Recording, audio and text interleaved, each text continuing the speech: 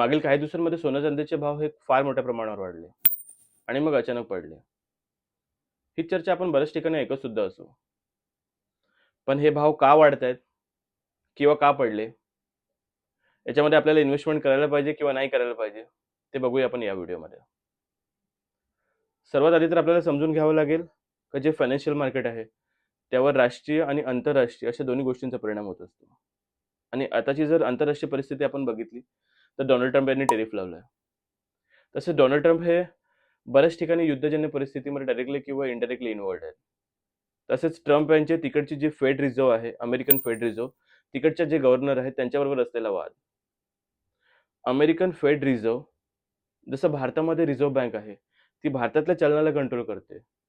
तसंच अमेरिकन फेड रिझर्व्ह ही तिकडच्या चलनाला कंट्रोल करते. म्हणजे ती डॉलरला कंट्रोल. आता डॉलरमध्ये जगातले 70% देश जे आहेत ते ट्रेड करतात किंवा इन्व्हेस्ट करतात. आणि डॉलरचा काय इश्यू होतो, म्हणजे हे देश थोडेसे घाबरणार. आणि त्यातूनच या देशांनी डॉलरमध्ये इन्व्हेस्टमेंट करण्यापेक्षा जी सेफ इन्व्हेस्टमेंट आहे, सोने आणि चांदी, जी आपल्याच देशामध्ये राहील, त्याच्यामध्ये इन्व्हेस्टमेंट केली.